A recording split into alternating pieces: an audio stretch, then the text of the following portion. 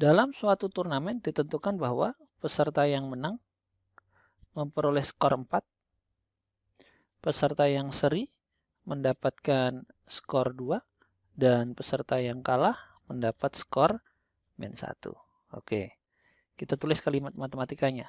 Jadi, kalau tadi dikatakan menang mendapatkan skor 4, seri mendapatkan skor 2, dan kalah mendapatkan skor -1, maka kita bisa menuliskan persamaan skornya. Berarti skor sama dengan 4 menang ditambah 2 seri dikurangi kalah. Jadi ini persamaan skornya. Kita kotak dulu. Ya. Selanjutnya langkah kedua. Langkah kedua, di soal diketahui bahwa Budi itu sudah bertanding 7 kali, menangnya 3 kali, kalahnya 2 kali. Berarti kalau di sana sudah disebutkan menangnya 2 kali, menangnya 3 kali, kemudian kalahnya sudah 2 kali, berarti kalau ini dijumlah berarti baru 5. Padahal total pertandingannya ada 7. Berarti salah satunya mesti seri. Berarti serinya adalah jumlah pertandingan dikurangi 5. Berarti serinya sudah sebanyak 2 kali. Maka langkah ketiga kita hitung skor akhirnya. Maka skor sama dengan, kita tulis ulang tadi, 4 menang, 2 seri, dikurangi kalah, kita masukkan menangnya berapa kali? 3. Serinya berapa kali? 2. Kalahnya berapa kali? 2. Sehingga 4 kali 3, 12. 2 kali 2, 4. Dikurang 2, berarti 12. 4 kurangi 2, 2. 12 tambah 2, iya, 14. Jadi skor yang dicapai Budi adalah 14, yang C.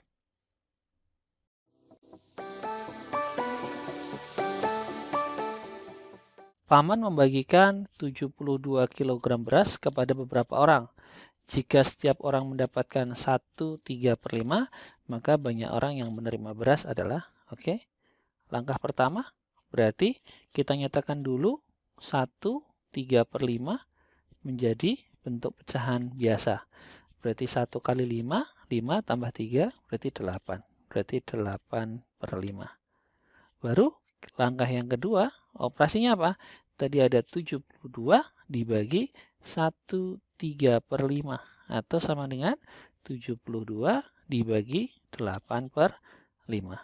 Maka kalau kita selesaikan operasi pembagian ini, kalau dibagi dengan pecahan berarti sama artinya dengan dikali kebalikannya. Berarti di sini 5/8. Maka kalau kita hitung 72 kalau dibagi 8, atau kalau kalian kesulitan membagi langsung dengan 8 ya dibagi 2 dulu. Ya, kalau dibagi 2 berapa? 36. Di sini berapa? 4. Selanjutnya 36 dengan 4 dibagi 4 semua. Ini hilang, ini 9. Maka tinggal menyisakan 9 kali 5. 45. Jadi banyak orang yang menerima beras adalah D, 45 orang.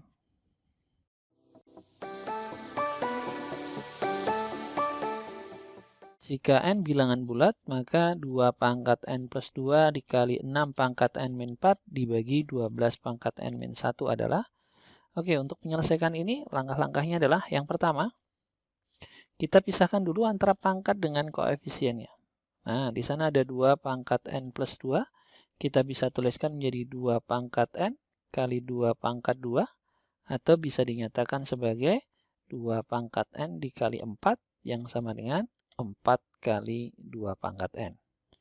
Selanjutnya, yang kedua, ada bentuk 6 pangkat N min 4. Berarti bisa dinyatakan sebagai 6 pangkat N dikali 6 pangkat min 4.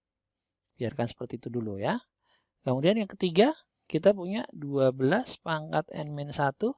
Berarti 12N kali 12 pangkat min 1. Oke. Selanjutnya, langkah yang kedua adalah kita bagi Tadi yang diinginkan 2 pangkat N plus 2. 2 pangkat N plus 2 tadi adalah 4 kali 2 pangkat N dikali 6 pangkat N dikali 6 pangkat min 4 dibagi dengan 12 pangkat min 1 dikali 12 pangkat N. Kita tahu bahwa 2 kali 6 berapa? 12. Kalau pangkatnya sama, maka ini bisa kita coret. Sehingga akan menghasilkan 4 dikali 6 pangkat min 4 dibagi 12 pangkat min 1. Lalu bagaimana untuk menyelesaikan ini? Berarti ini bisa kita tulis 4 dikali 12 dibagi 6 pangkat 4. Berarti 4 kali 6 kali 2. Kalau 6 pangkat 4 berarti 1, 2, 3, 4. Kita tinggal coret yang tidak diperlukan. Berarti 6-nya ini hilang. 2-nya ini hilang. 3 dibagi 2. Berarti ini 3, ini 2. Dibagi 2 lagi. Berarti ini 3. Berarti tinggal menyisakan 1/3 kali 3 kali 3. Yang tak lain dan tak bukan adalah 1/27. Jadi jawabannya adalah yang A.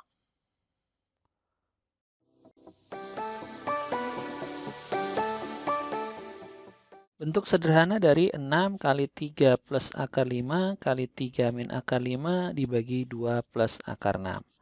Oke, langkah pertama. Kita ingat dulu kalau ada bentuk A plus B dikali A min B bisa dituliskan sebagai apa? Iya, A kuadrat min B kuadrat. Sehingga kalau di sana ada 3 plus akar 5 dikali dengan 3 min akar 5 akan sama dengan 3 kuadrat dikurangi akar 5 kuadrat. Berarti 3 kuadrat berapa? Iya, 9. Akar 5 kuadrat, 5. 9 kurangi 5, 4. Sip. Oke, berikutnya. Langkah kedua. Langkah kedua berarti kita bisa tuliskan 6 dikali 4 dibagi 2 plus akar 6. Ingat, kalau ada bentuk akar di bawah, berarti ini kita kalikan dengan sekawan atau konjugitnya. Apa konjugit dari 2 plus akar 6? Pintar, 2 min akar 6. Di sini juga 2 min akar 6. Sehingga kita bisa kalikan di sini. Kita lihat yang bawah dulu. Ada 2 plus akar 6 dikali 2 min akar 6, berarti jadinya apa? Iya, 2 kuadrat min akar 6 kuadrat. Di sini tetap saya tulis ya, 6 kali 4. Jadi dalam mengerjakan soal matematika dibiasakan jangan langsung dikalikan, dibiarkan dulu. Siapa tahu nanti ada yang bisa dicoret. Maka kalau ini kita tulis berarti 6 dikali 4 dikali 2 min akar 6 dibagi dengan 2 kuadrat 4 akar 6 kuadrat 6. 4 min 6 berapa? Min 2. Nah, min 2 berarti bisa dicoret dengan ini. Berarti di sini masih min 2. Sehingga 6 kali min 2, min 12 dikali 2 min akar 6. Atau kalau ini kita sederhanakan, min 12 kali min 12 dikali 2 berarti minus 24. Min dikali min jadi plus 12 akar 6. Jadi min 24 plus 12 akar 6. Jadi jawaban yang diminta adalah yang B.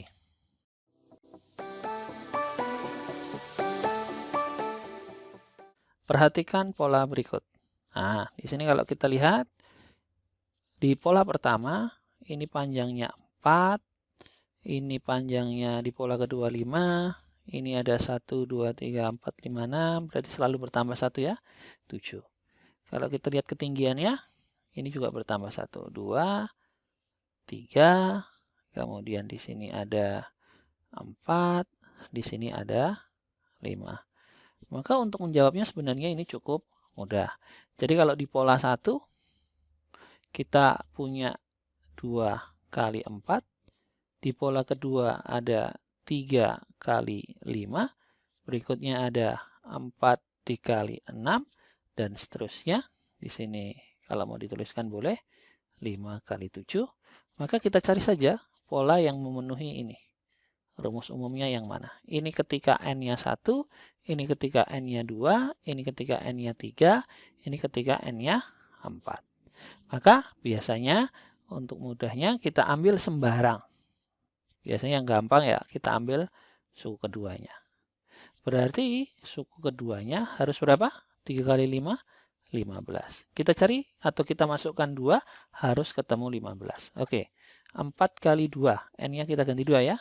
4 kali 2 berarti 8. 2 tambah 1, 3.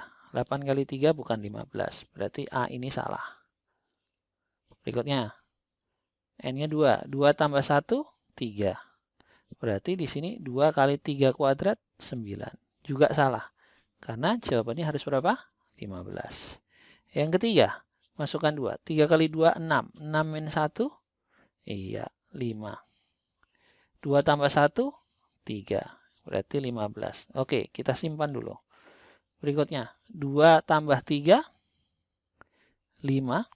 2 tambah 1, 3. Juga 15. Nah, karena ada 2 nilai yang sama, berarti kita harus nyoba yang lainnya. Misalkan, kita masukkan 4.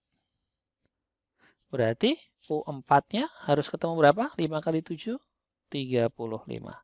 Yuk, kita masukkan 4 yang menghasilkan 35. Kita hapus dulu yang ini tadi.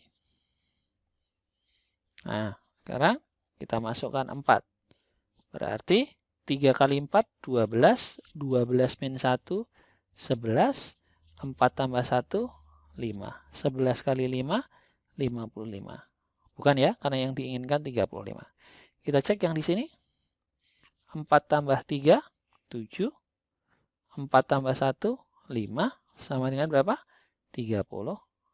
Nah, ini jawaban yang diminta. Sehingga jawabannya adalah yang D.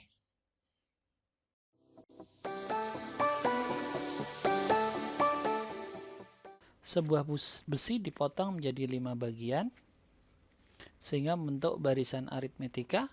Jika panjang terpendek adalah 1,2 dan yang terpanjang adalah 2,4, maka panjang besi sebelum dipotong adalah titik. Nah, untuk menjawab soal ini, maka langkah pertama kita identifikasi terlebih dahulu. Diketahui di soal bahwa dia barisan aritmetika dengan suku pertamanya adalah yang paling pendek 1,2, suku terpanjangnya berarti U5-nya 2,4. Diketahui tadi barisan aritmetika banyak sukunya adalah 5. Nah, selanjutnya langkah yang kedua setelah yang diketahuinya dituliskan di sini, yang ditanyakan adalah panjang tali semula. Panjang tali semula berarti yang ditanyakan adalah S5. Kita ingat bahwa Sn barisan aritmetika adalah N/2 suku pertama ditambah suku terakhir. Maka kalau ditanya S5 berarti 5/2 dikali suku pertamanya 1,2, suku terakhirnya 2,4, atau 5/2 dikali dengan 3,6. Nah, kalau ini kita bagi 2, 3,6 dengan 2 berarti di sini masih 1,8. 5 kali 1,8 adalah 9. Jadi, panjang tali semula adalah 9 meter.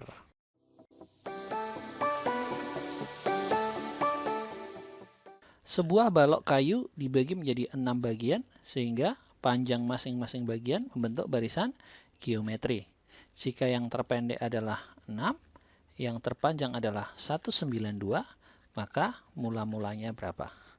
Oke, untuk menjawab soal ini, langkah pertama kita identifikasi terlebih dahulu bahwa di soal ada barisan geometri dengan banyak sukunya adalah 6.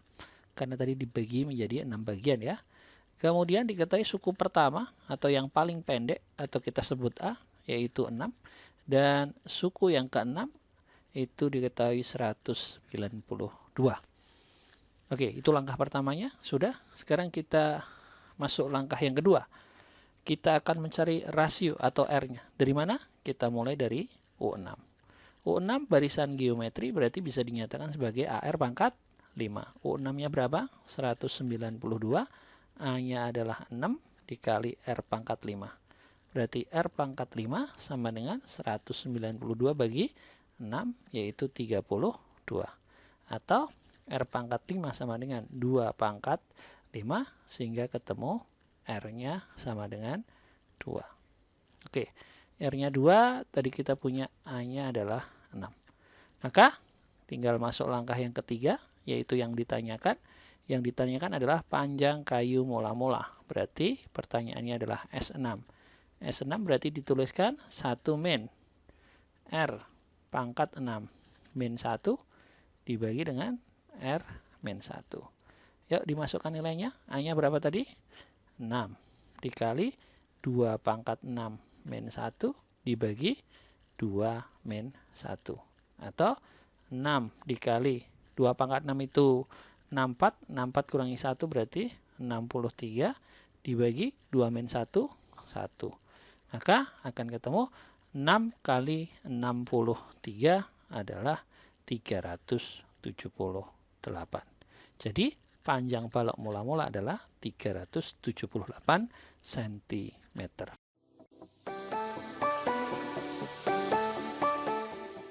Perbandingan permen Arman dan Brian adalah 5:8. Jika selisih permen keduanya adalah 12, maka jumlah permen Brian itu berapa? Oke, untuk menjawab soal ini, maka langkah pertama kita tuliskan dulu perbandingannya. Arman banding Brian adalah 5:8. Biasanya untuk memudahkan perbandingan, kita kasih variabel X ya. Berarti 5X banding 8X. Selanjutnya diketahui bahwa selisihnya, berarti yang namanya selisih itu yang besar dikurangi yang kecil. Berarti kalau di sini 8X dikurangi 5X harus sama dengan 12. 8 dikurangi 5 berarti 3X sama dengan 12. Berarti X-nya adalah 12 bagi 3 berarti 4. Nah, selanjutnya langkah kedua adalah yang ditanyakan apa? Yang ditanyakan adalah jumlah permen Brian. Brian itu berarti 8X. Berarti X-nya berapa tadi? 4. 8 kali 4 berapa? Iya, pintar. Jawabannya 32. Jadi jawaban yang diminta adalah C.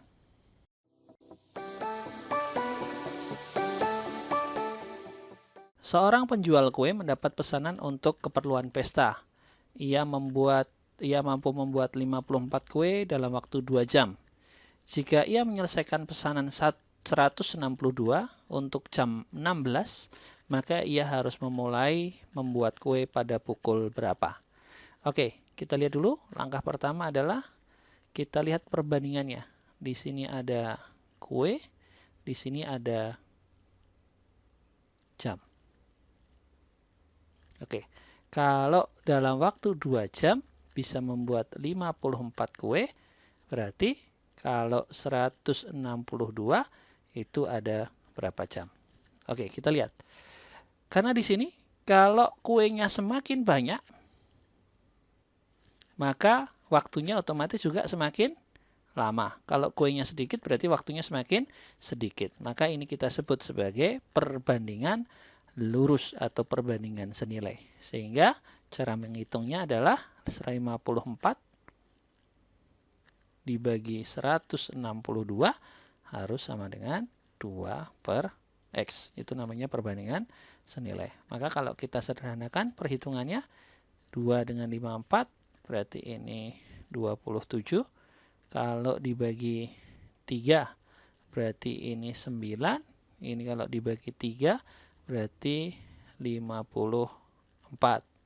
Kalau dibagi lagi 9 dengan 54 berarti 6. Sehingga ketemu X-nya adalah 6 jam. Lalu bagaimana cara menjawabnya? Langkah kedua, kalau diinginkan selesai pukul 16, maka 6 jam sebelum pukul 16 adalah pukul 16.00 dikurangi 6 jam. Maka akan ketemu dimulai pukul 10.00. Jadi jawabannya adalah yang D.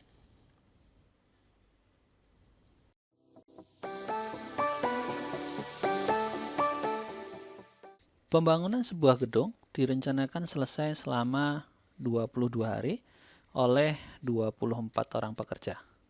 Setelah dikerjakan 10 hari, ternyata pekerjaan berhenti selama 4 hari. Jika kemampuan bekerja setiap orang sama dan agar pembangunan gedung selesai tepat waktu, maka banyak pekerja tambahan yang diperlukan adalah, oke, kita pahami permasalahannya dulu. Berarti permasalahannya di sini antara hari dengan pekerja. Oke, kita buat tabel sederhana seperti ini.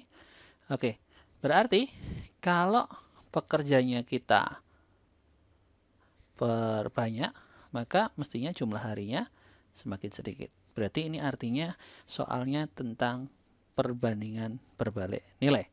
Atau sebaliknya, kalau harinya kita perbesar, berarti pekerjaannya semakin sedikit. Oke, di soal tadi pekerjaan direncanakan selesai dalam 22 hari dan sudah dikerjakan dalam waktu 10 hari. Berarti masih tersisa 12 hari. Berarti untuk 12 hari, pekerja yang dibutuhkan masih 24. Ini agar tersisa. Ternyata, dihentikan selama 4 hari. Kalau dihentikan selama 4 hari, berarti waktu yang tersisa tinggal 12 kurangi 4. 12 kurangi 4 berapa? 8. Nah, berapa banyak pekerjanya? Oke, kita hitung dulu banyak pekerjanya. Maka, kalau ini kita selesaikan, karena ini perbandingan terbalik ya. Tadi terbalik karena kalau pekerjanya ditambah, maka harinya semakin sedikit. Kita bisa menuliskan 12/8 sama dengan X dibagi 24. Berarti kalau kita coret di sini 8 dengan 24, berarti di sini 3, berarti ketemu X-nya 36. Ya, X-nya 36. Maka karena yang ditanyakan adalah berapa tambahan pekerjanya, padahal tadi kita membutuhkan 36, pekerja yang sudah tersedia ada 24, berarti 36 kurangi 24, berarti ada 12 pekerja yang harus ditambahkan. Jadi jawabannya adalah C.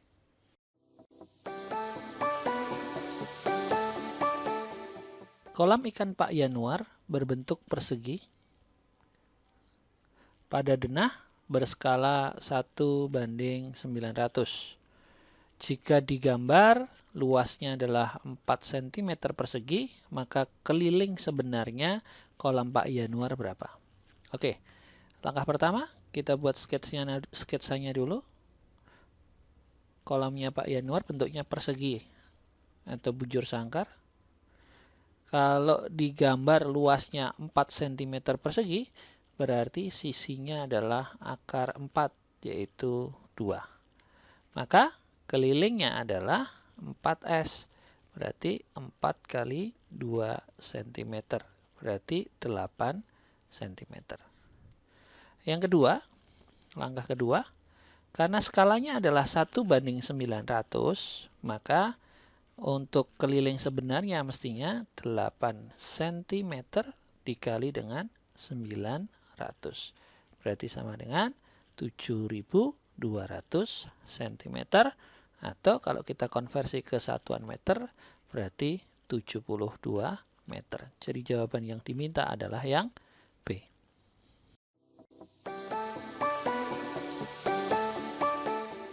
Pak Doni membeli telur ayam sebanyak 1000 butir dengan harga per butir 450. Kemudian harus mengeluarkan uang sebesar 15.000 sebagai ongkos kirimnya. Selanjutnya, telur itu dijual dengan harga 600 pada awalnya. Tetapi setelah 1 minggu, ternyata ada 150 butir sehingga diturunkan menjadi 550. Ada satu lagi yaitu ada 15 telur yang dibuang. Ya, karena apa? Karena busuk. Oke, sekarang yang pertama kita bisa menghitung banyaknya telur dulu. Banyaknya telur yang dijual tadi ada 150, kemudian ada 15 yang dibuang, berarti kalau saya tambah ini ada 165,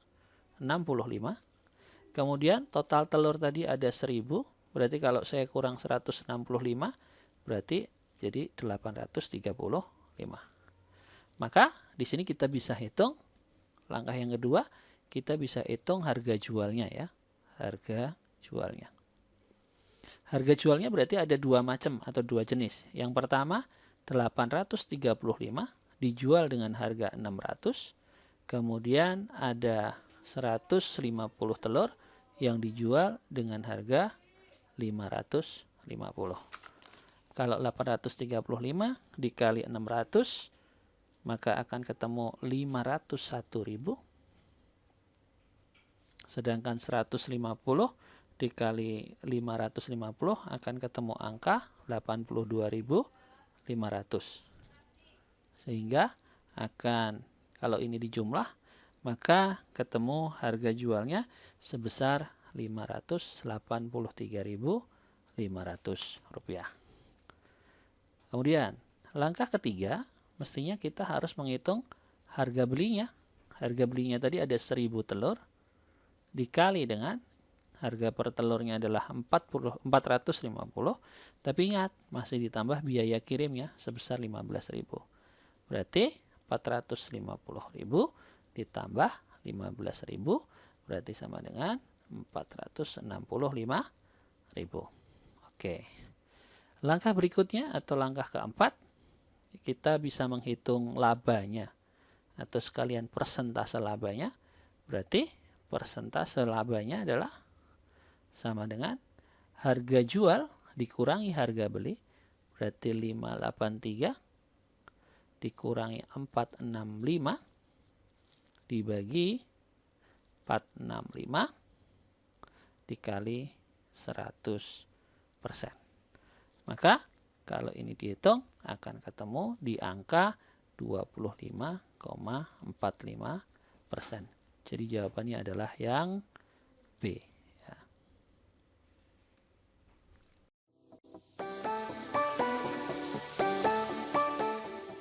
Soal nomor 6.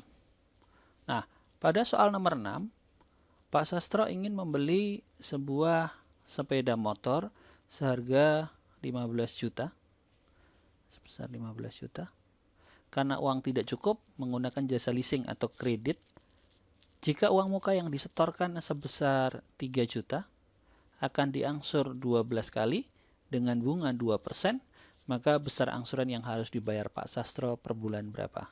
Oke, kita cari dulu pokok hutang dulu. Tadi diketahui bahwa harga motor 15 juta, kemudian DP-nya sebagai uang muka ada 3 juta. Berarti harga pokoknya adalah 12 juta. Oke, selanjutnya. Langkah yang kedua, diterapkan bunga 2%. Berarti kita hitung dulu bunga. Berarti bunga 2% dari harga pokok.